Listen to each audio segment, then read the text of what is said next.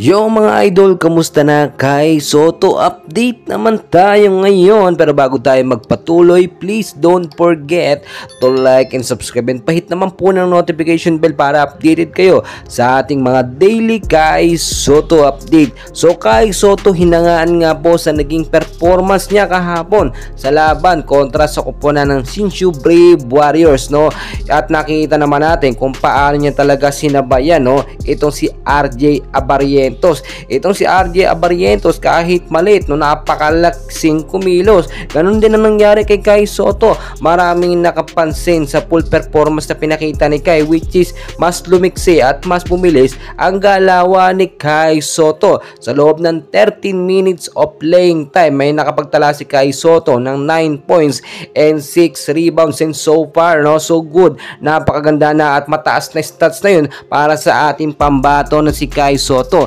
Marami ding nakapansin ng first half ng game, hindi ganoong kakonsistent ang laruan ng ating pambato na si Kai. Nasayang nga po yung dalawang free throw, pero nakabawi naman, no, ng punto si Kai Soto after nun. Nakikita natin hindi man effective, no, sa shooting pa etong ating pambato na si Kai Soto, pero sa matinding depensa naman, doon talaga nahihirapan ang kanilang kalaban, no. Halos abutin at liya din na nga lang ni Kai Soto ang ring sa kanyang mga puntos na ginagawa. Yung mga easy layup niya, doon talaga natin si Kai Soto maaasahan. Kasama na yung mga blocks na ginagawa niya na talaga pumipigil sa mga scoring machine ng kalaban. And well guys, napakagandang indikasyon nito, no, na dapat mabigyan ng mas mahabang playing time pa si Kai Soto sa mga susunod nga po na game ng Yokohama. And ayon na nga rin po sa ating nakuhang source, head coach ng Yokohama mismo ay humanga sa magandang performance na pinapakita ni Kai Soto kapag nagiging agresibo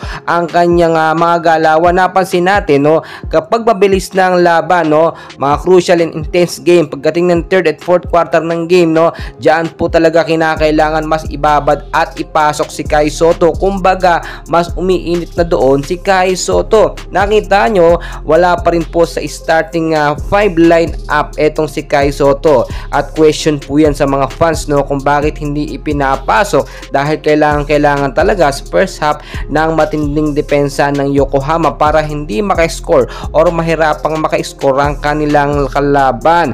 And so far siguro may planong matindi or maganda si Coach Taketo ng Yokohama para sa ating pambato na si Kai Soto. And ipagpasalamat natin yung 13 minutes of playing time niya, nakapagtala si Kai Soto ng 9 points and 6 rebounds. Maganda na po yun, no, dahil syempre nagpapakilala pa lang naman si Kai Soto at talagang kinakapa niya pa, no. Pero kahit bago lang si Kai Soto sa Yokohama, may tandem na siya sa magaling na point guard nga po ng Yokohama.